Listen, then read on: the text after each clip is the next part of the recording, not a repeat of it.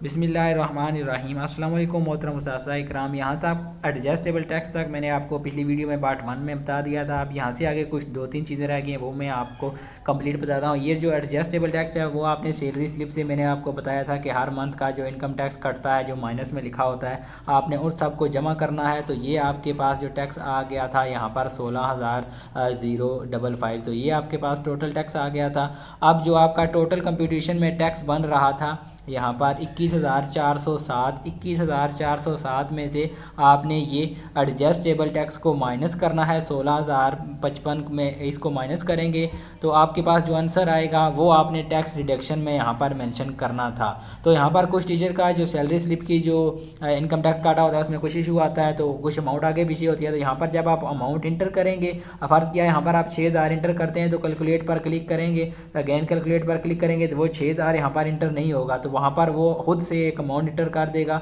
तो आपने उस अमाउंट को फिर ज़हन में रखना है और उसी अमाउंट को यहाँ पर आपने सेव कर देना है।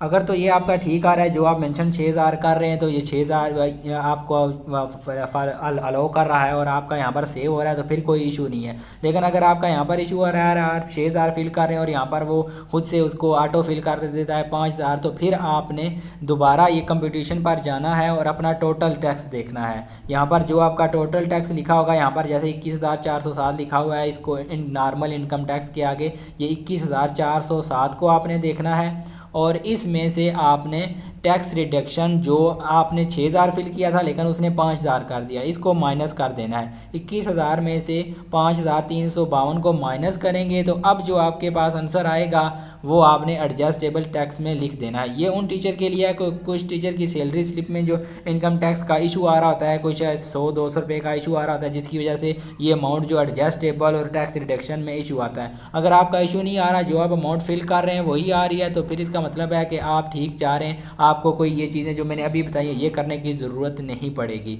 तो आप जो भी टैक्स रिडक्शन लिखेंगे वो ऑटो फिल यहाँ पर हो जाएगा और उसके बाद एडजस्टेबल टैक्स आपके पास आ जाएगा। उसके बाद आपने कंप्यूटेशन में जाकर यहाँ पर देख लेना है कि अब आपने कंप्यूटेशन में आकर ये देख लेना है कि जो आपका डिमांड टैक्स है 9204 और रिफंडेबल टैक्स 9210, इनके जो आगे यहाँ पर 00 अमाउंट होनी चाहिए। यहाँ पर अगर कोई अमाउंट लिखी हुई है तो इसका मतलब है आपकी कैलकुलेशन में कोई गड़बड़ है, आप अपनी कैलकुलेशन को ठीक करें। तो यहाँ पर अगर आपका 00 आ रहा है तो इसका मतलब है आपने अपना इनकम टैक्स जो है वो सही तरह रिटर्न फाइल कर दिया है। इसके बाद आपके पास आ जाएगा वेल्थ स्टेटमेंट, उसको भी मैं ओपन करके आपको दिखा देता हूँ।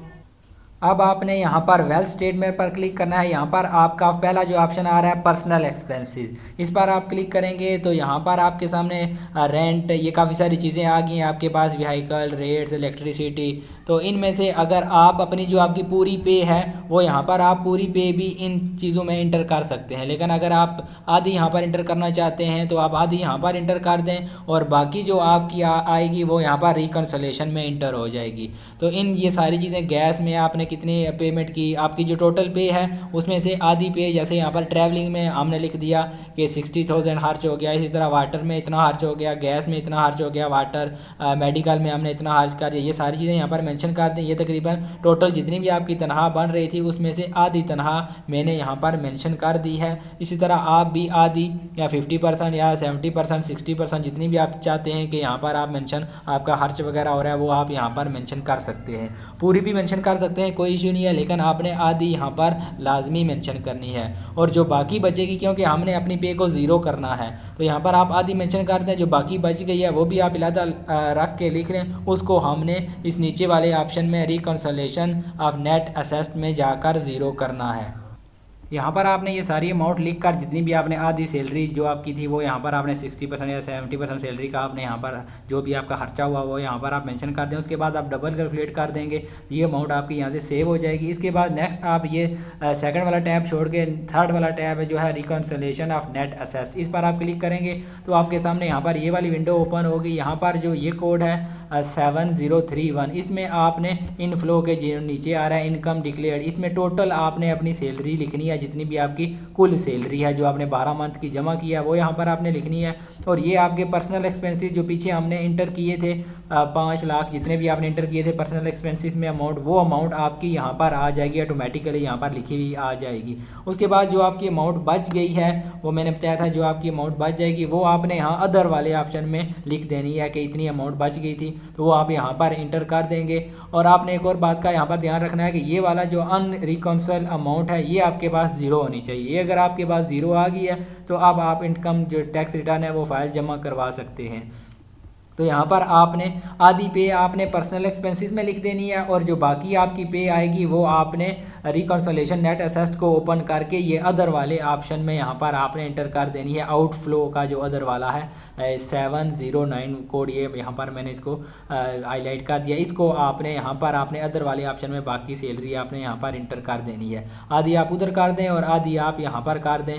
अगर आप चाहते हैं तो पूरी भी उधर कर दें और यहाँ पर अदर में ज़ीरो कर दें, तब भी कोई इशू नहीं होगा। लेकिन आप कुछ उधर कर दें और कुछ आप इधर यहाँ पर इंटर कर दें, तो इस तरह आपकी ये इनकम टैक्स रिटर्न जो है पूरा फाइल हो जाएगा। उसके बाद आपने यहाँ पर उसके बाद जब आपकी ये सारी चीज़ें ज़ीरो हो जाएं, यहाँ पर सारी अमाउंट इंटर हो जाए, तो उसके बाद आपने यहाँ पर वेरिफिकेशन का ऊपर टैब आपको यहाँ पर नज़र आ रहा है, यहाँ पर जो मैं हाईलाइट कर रहा हूँ, यहाँ पर आप वेरिफिकेशन वाले ऑप्शन पर क्लिक करेंगे तो यहाँ पर आपको वो कहेगा कि एक पिन इंटर करें। ये पिन आपको आपके फ़ोन नंबर पर मैसेज की होगी जब आपने अकाउंट बनाया होगा, तो ये वाली पिन आपने वो पिन आप यहाँ पर इंटर करेंगे और फिर ओके करेंगे तो आपके ये वेरीफाई हो जाएगा यहाँ से। फिर हम इसको ये वेरिफिकेशन आपने लाजमी करनी है, जब आप सारा डेटा इंटर कर चुके हैं तो ये वेरिफिकेशन आपने करनी है। इसके बाद पिन आपको एक वहाँ पर इंटर करने का कहेगा, वहाँ पर पिन इंटर करेंगे और ओके करेंगे तो आपके ये जो है वेरीफाई हो जाएंगे। उसके बाद यहाँ पर ऊपर आपके पास ये प्रिंट भी, आप यहाँ से इसका प्रिंट ले सकते हैं। आपको देख सकते हैं कि जो आपने चीज़ें एंटर की हैं वो ठीक हैं, 00 सारी चीज़ें होगी, आपकी जो टोटल सैलरी है वो ठीक है और टैक्स वगैरह भी ठीक है। यहाँ से प्रिंट पर क्लिक करेंगे तो ये PDF आपके पास डाउनलोड हो जाएगा, वहाँ से आप उसकी कॉपी करा के अपने पास रख सकते हैं। उसके बाद यहाँ पर सबमिट वाला ऑप्शन यहाँ पर आपके सामने है, यहाँ पर सबमिट वाले ऑप्शन पर क्लिक करेंगे तो यहाँ से जो आपकी ये आपकी इनकम टैक्स रिटर्न है वो यहाँ से सबमिट हो जाएंगे। तो ये आसान सा तरीका था। अगर कोई भी चीज़ आपको समझ नहीं आई तो आप कमेंट सेक्शन में पूछ सकते हैं। वीडियो अच्छी लगे तो दोस्तों के साथ भी शेयर करें इसको।